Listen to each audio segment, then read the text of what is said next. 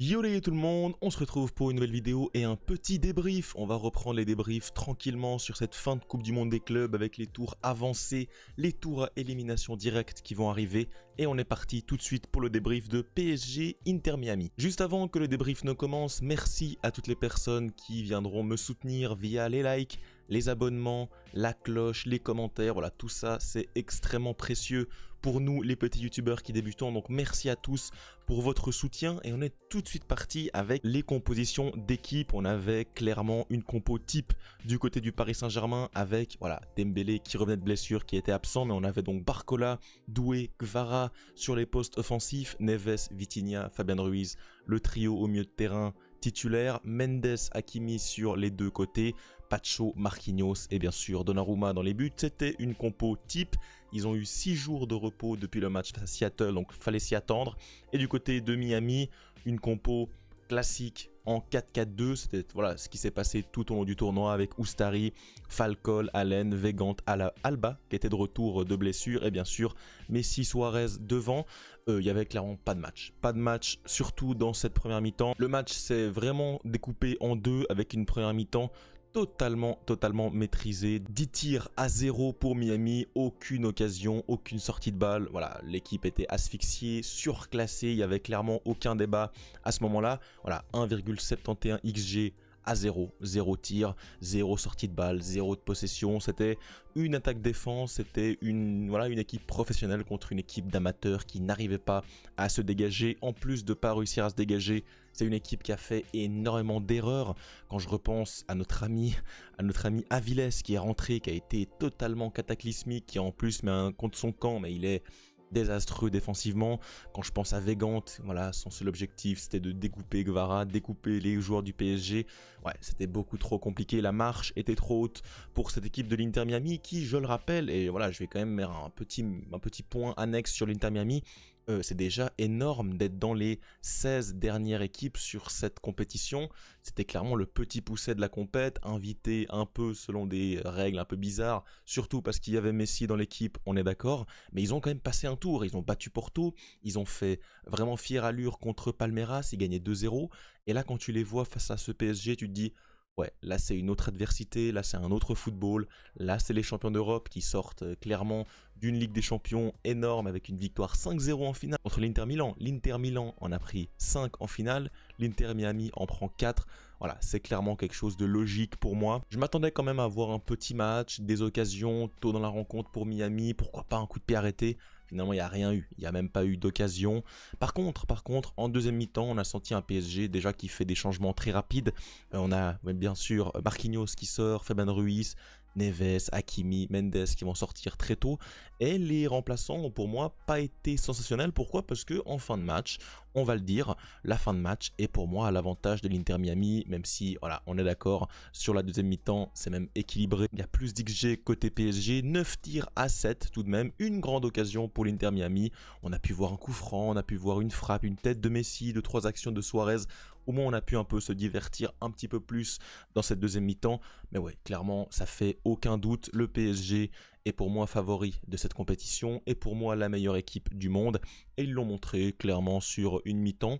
Il n'y a pas tout qui a été bien fait du côté du PSG, notamment en deuxième, c'est un peu relâché. Mais voilà, on le sait, c'est normal, la saison est très longue, ils arrivent à 60-70 matchs sur la saison. Voilà, ils ont un gros match lors du prochain tour contre le Bayern Munich. Le niveau va donc être bien plus élevé que l'Inter Miami. Donc voilà, le PSG va rentrer petit à petit dans sa phase éliminatoire. Ils font le taf 4-0, ils n'ont pas voulu forcer. Tu sentais qu'il y avait une sorte de respect entre les deux équipes, entre les deux coachs. Ils n'avaient pas envie d'enfoncer le clou, 4-0 c'était suffisant. Et voilà, ils se permettent de faire souffler les joueurs, de jouer très tôt, de jouer, voilà, ils auront beaucoup de jours de repos en plus. Ouais non, clairement cette équipe du Paris Saint-Germain, elle se profile comme la grande favori pour cette compète. Vous le voyez ici, ils sont ici en haut à droite, 4-0 contre Miami. Ils joueront donc le 5 juillet dans environ 5-6 jours contre le gagnant de Bayern Flamengo. Pour les autres résultats, rapidement, on n'a pas fait des débriefs à tous les matchs, on va en faire encore, mais pas tous les matchs, logiquement. Il y a eu ce match Palmeiras-Botafogo qui allait jusqu'en prolongation.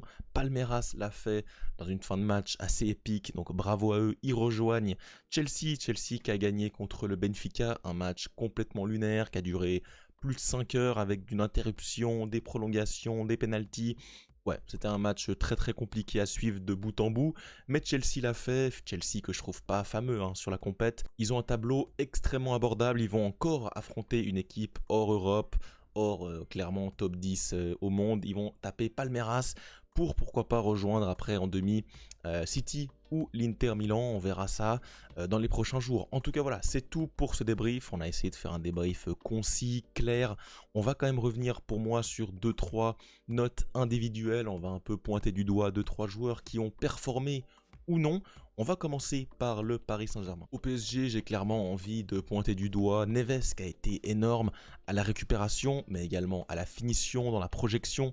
Comme c'était une équipe en face de l'Inter Miami qui n'avait aucune profondeur avec Messi, Suarez, c'est des joueurs qui courent absolument pas vite, qui courent pas tout court, tout simplement. Donc ils pouvaient vraiment se projeter, ils pouvaient prendre des risques, monter à 5, 6, 7 dans la surface. Neves l'a très bien fait, il a marqué 2 buts, mais même dans les récupérations, il a été énorme. Il est nommé homme du match sur FotMob, c'est mérité pour moi. À côté de lui, Vitinha, Ruiz ont été très bons à la distribution face à un bloc plutôt bas.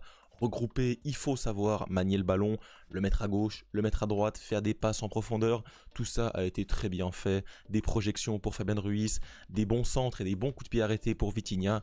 Au global, rien à signaler de désastreux. Kvara, Barcola, Doué, aucune stat pour les 4. C'est vrai qu'ils ont été peut-être un petit peu moins en vue, même si Barcola pour moi fait un très bon match.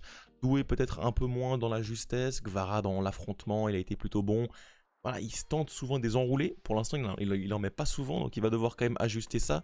C'est vrai que face à une équipe un plus haut standing, sans Dembélé, pour l'instant, on n'a pas encore vu réellement ce que ça valait, à part l'Atlético. L'Atlético, c'était complètement horrible. Maintenant, voilà, Dembélé est rentré, il revient de blessure, ça c'est quand même la note positive. Il a joué une trentaine de minutes, c'est positif, il va revenir, reprendre du rythme, à voir s'il sera titu contre le Bayern, c'est un élément très important, vous le savez. Pour les latéraux, bon, un match sans faute, Mendes, Hakimi encore très bon, projection, but, effort.